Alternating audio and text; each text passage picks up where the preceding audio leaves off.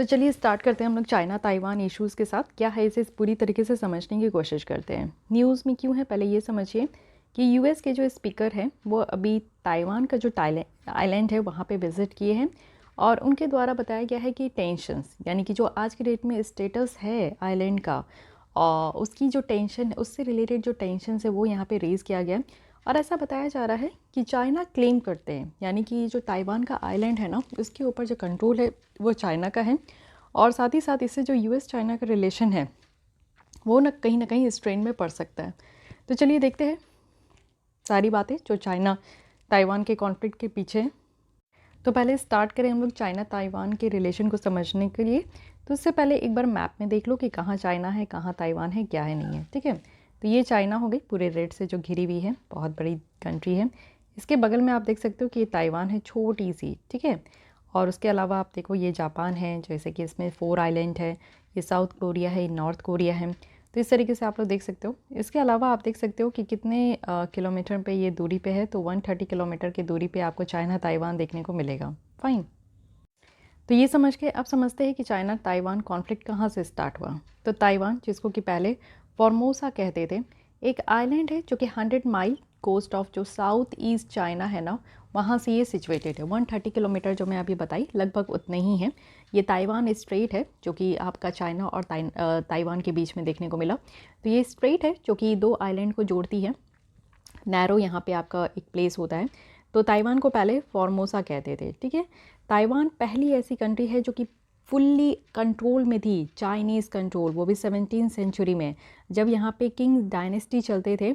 और फिर उसके बाद 1895 के बाद क्या हुआ कि उन्होंने ये आइलैंड जो है वो जापान को दे दिया। यानी कि जब पहली सीनो जापानीज़ वॉर हुई थी तो इसमें ये लोग हार गए थे, तो जापान को ये आइलैंड देना पड़ा था। फिर चाइना ने क्या किया कि इस आइलैंड को अगेन 1945 में अपने पास ले लिया। जब वो जापान जब वर्ल्ड वॉर सेकंड हार गया था, तब उसके बाद से चाइना अपने अंडर में ताइवान को रखा है। ये जो कम्युनिस्ट जो जीते थे, सिविल वॉर जब चाइना में हुआ था 1949 में, तब ये पूरी तरीके से बीजिंग के कंट्रोल में, बीजिंग यहाँ पे कंट्रोल में थी। और फिर चियांग काई शेक है और जो नेशनलिस्ट पार्टी है जिसे कि यहाँ पे क्यूमिनटांग कहते हैं, तो वो यहाँ पे ताइवान में आ गए। फिर उसके बाद बहुत सेवरल डिकेड्स यानी कि कई 10 साल 20 साल ऐसे करके वो यहाँ पे रूल किए। चाइना का आप देखो कि क्या है कि पॉइंट्स टू दिस हिस्ट्री कि वो यहाँ पे कहते हैं कि ताइवान जो था वो ओरिजिनली चाइनीज़ प्रोविंस था।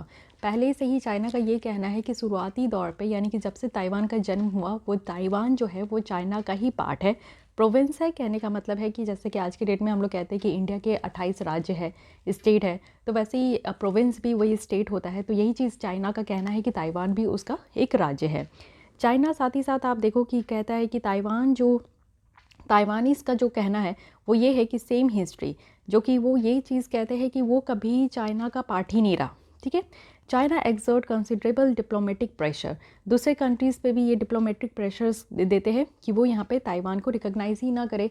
इट मीन्स कि चाइना कभी नहीं चाहता है कि ताइवान को as a country, as a जो एक अलग कंट्री या अलग आइलैंड जैसा कोई भी इसको जो है रिकॉग्नाइज नहीं करे। वो हमेशा ऐसा देखे कि हाँ ये चाइना का ही पार्ट है। ठीक है, आज के डेट में आप देखोगे ओनली 13 कंट्रीज़ है जो कि ताइवान को एज ए सॉवरेन कंट्री जैसा रिकॉग्नाइज करते हैं। ठीक है, तो ये एक बहुत ही दुख भरी कहानी है ताइवान के लिए कि कोई नहीं जानता। हमेशा चाइना तो कहता है कि ताइवान उसी का राज्य है, उसी का राज्य है, तो इसलिए हर कोई समझता है कि चलो ताइवान जो है वो चाइना के अंडर में। बट सिर्फ 13 कंट्रीज़ है जिनको ऐसा लगता है कि हाँ ताइवान एक अलग से सॉवरेन कंट्रीज़ है।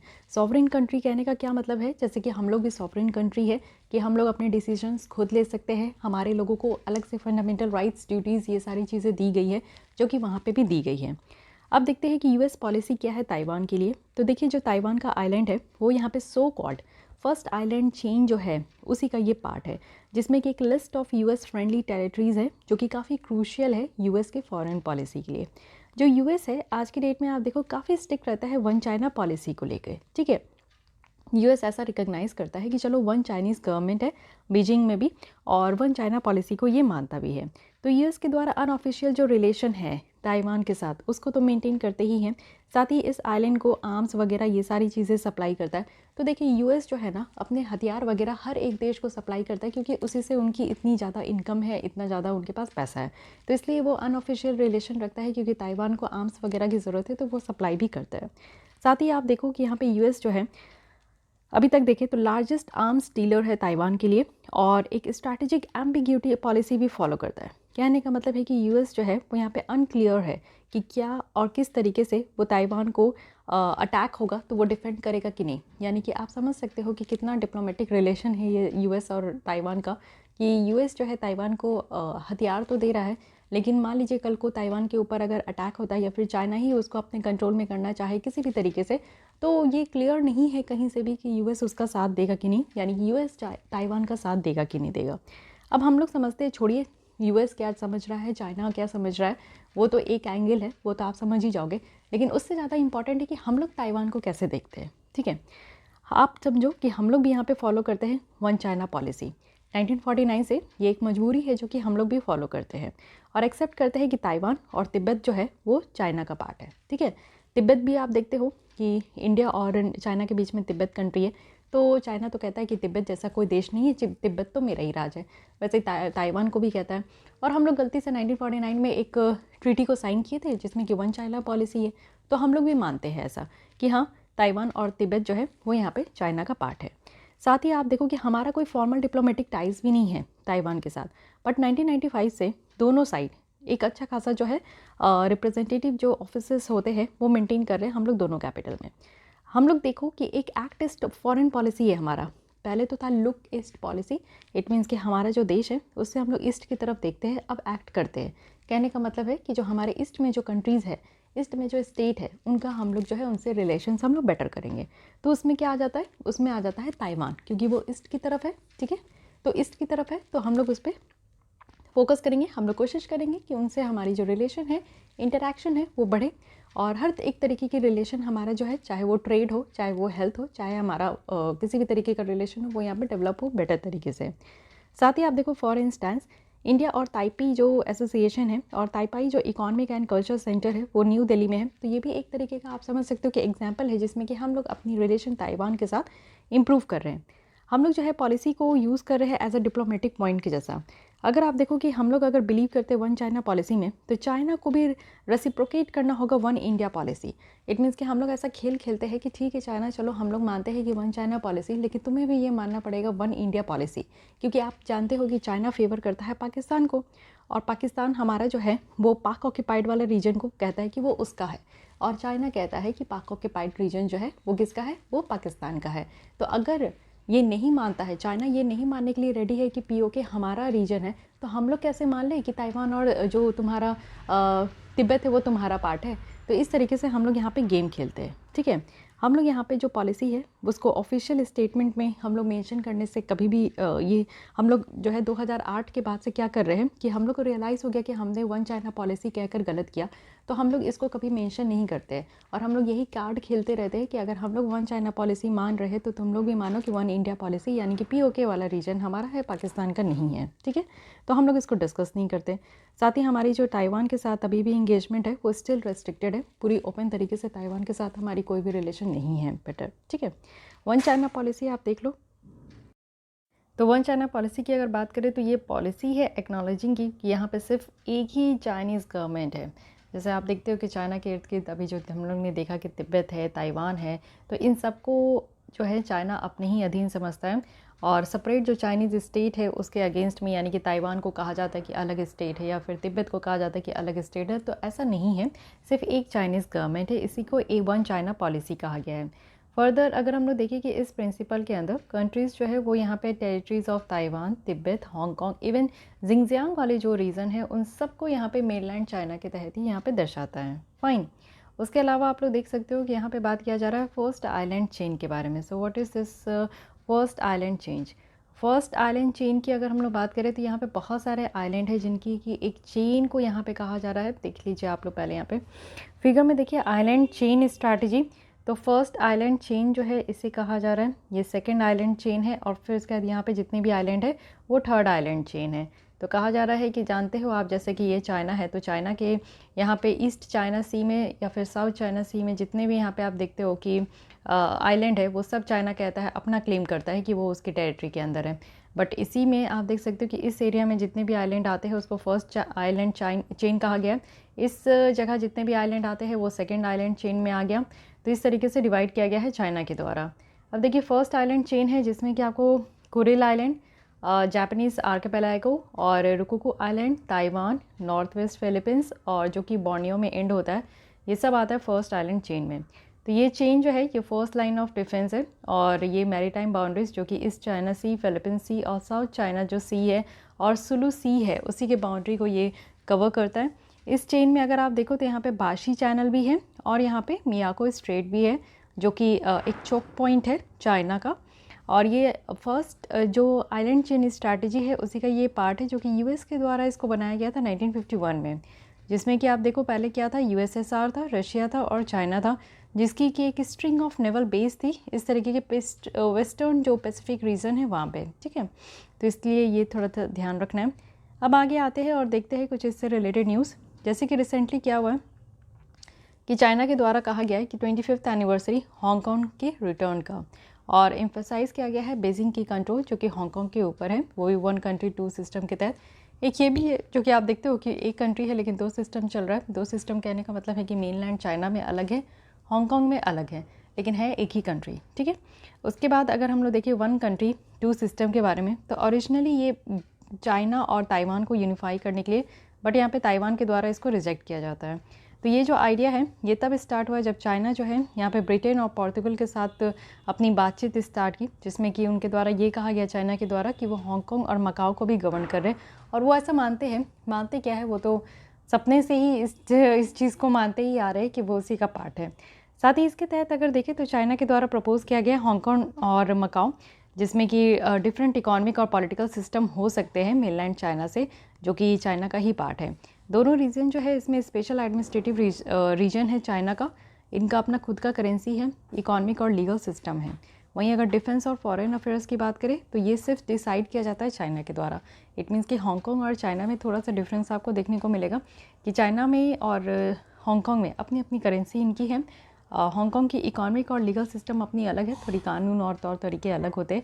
बट अगर हम लोग बात करें डिफेंस की और फॉरेन अफेयर्स की, तो ये चाइना के द्वारा ही डिसाइड किया जाएगा कि हांगकांग में कैसा होगा। साथ ही हांगकांग की बात करें तो इसमें फ्रीडम ऑफ असेंबली है, स्पीच है और कुछ डेमोक्रेटिक राइट्स भी है जो कि मेनलैंड चाइना में नहीं अवेलेबल है, ठीक है।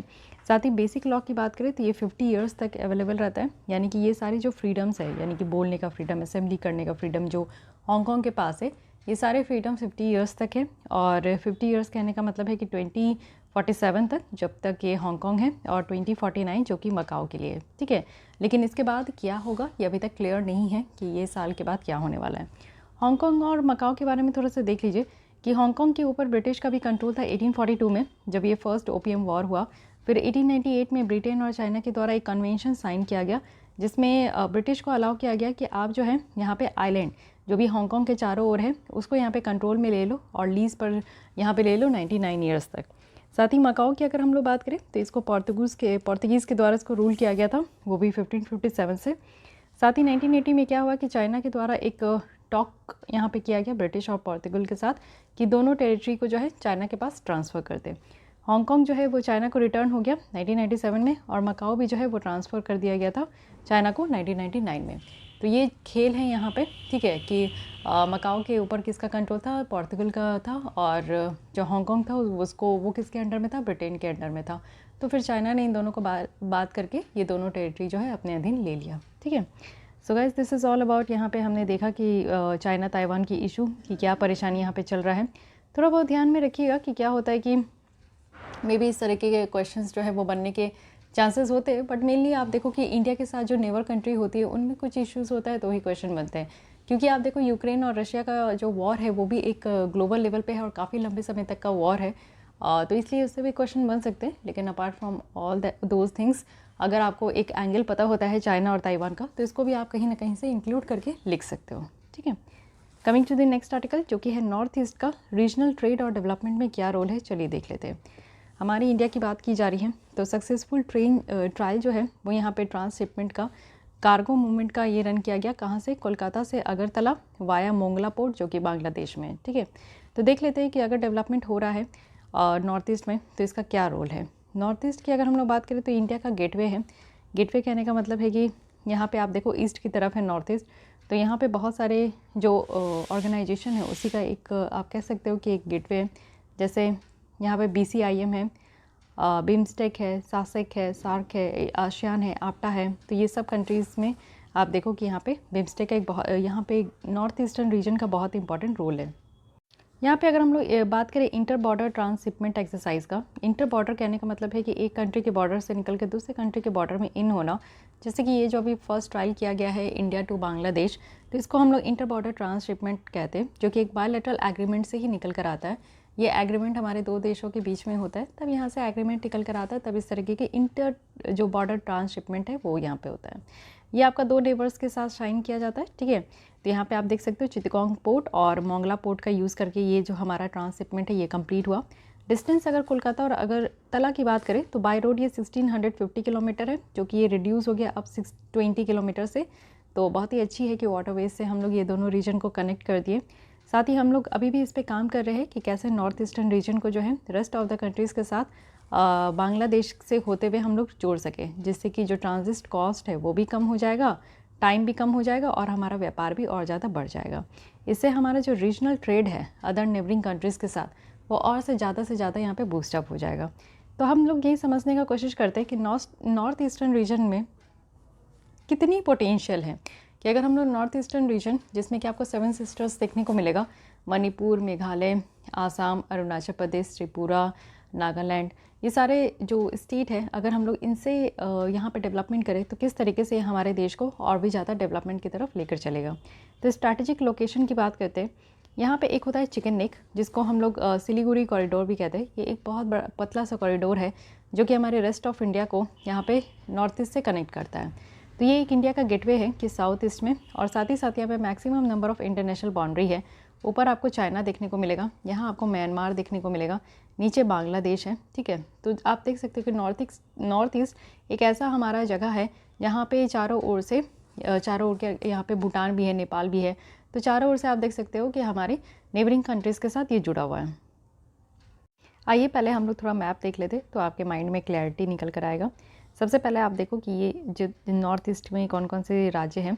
आसाम है, मेघालय है, अरुणाचल प्रदेश से ऊपर नागालैंड, मणिपुर, मिज़ोरम एंड त्रिपुरा। ओके, यहाँ पे आप लोग देख सकते हो ऊपर तो चाइना है, ठीक है, जो हमेशा क्लेम करता है कि अरुणाचल प्रदेश का कुछ एरिया उसका है। म्यांमार है, आपको यहाँ पे देखने को मिलेगा। नीचे है बांग्लादेश, ऊपर है भूटान, ठीक है।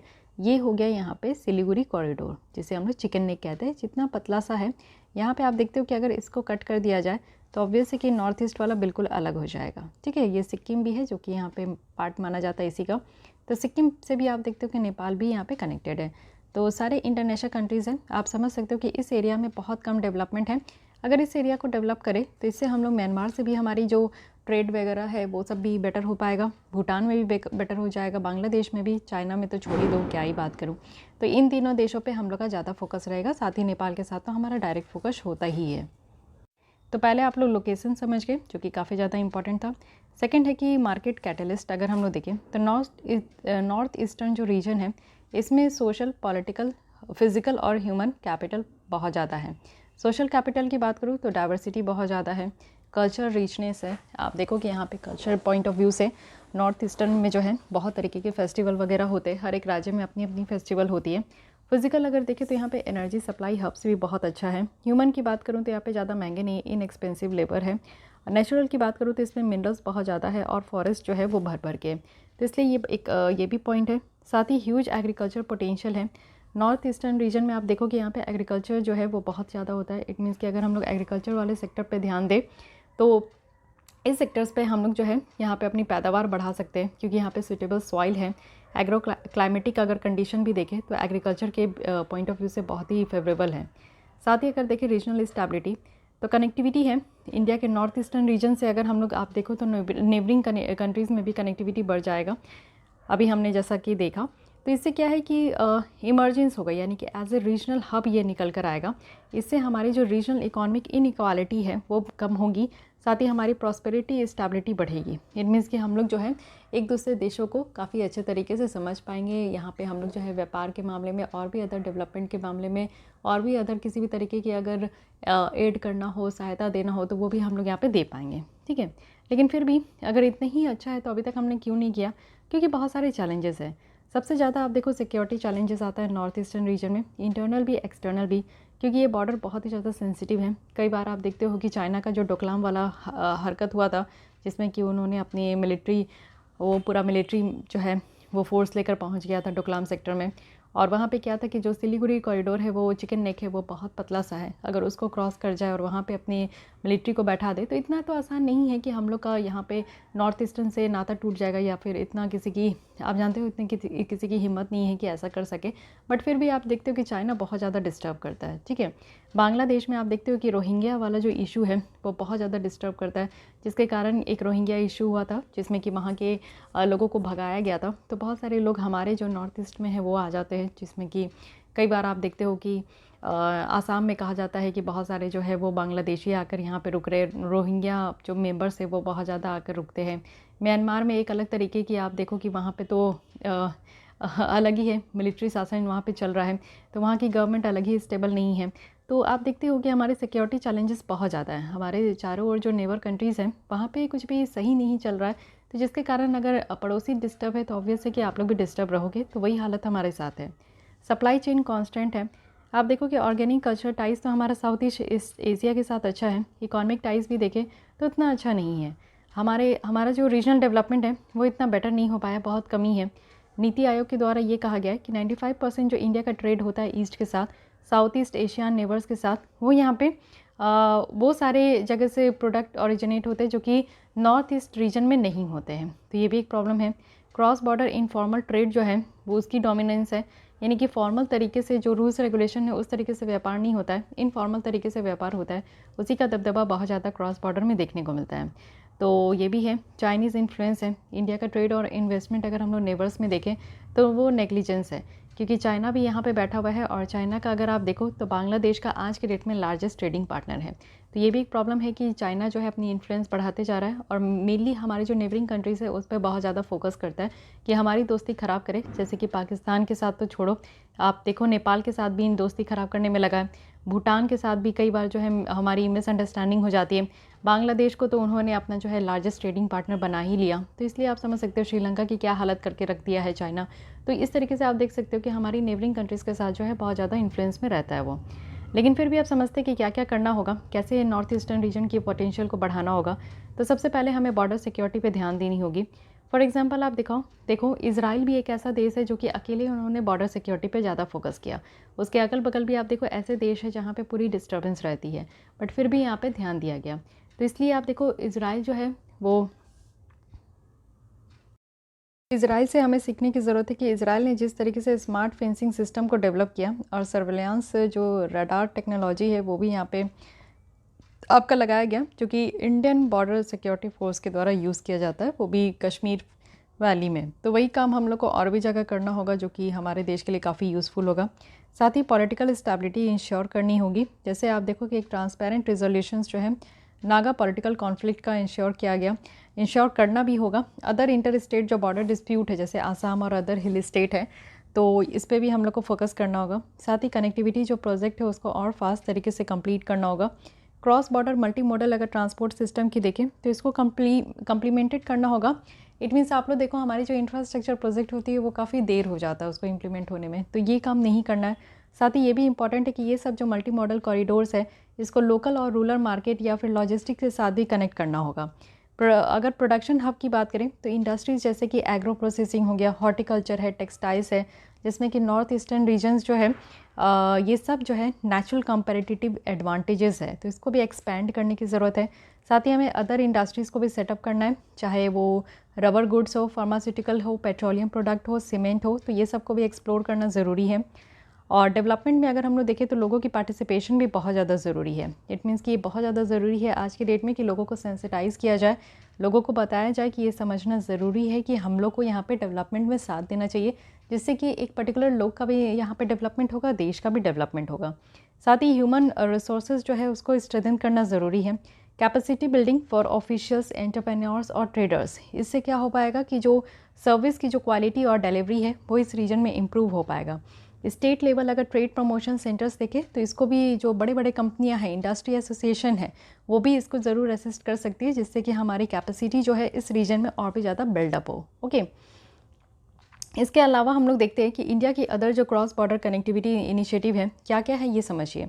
सबसे पहले Kaladan multi modal transport facility है। इसमें क्या है कि सी रिवर लैंड ट्रांसपोर्ट सिस्टम को लिंक किया जा रहा है इंडियन पोर्ट्स और सितवे पोर्ट से, जो कि म्यांमार में है।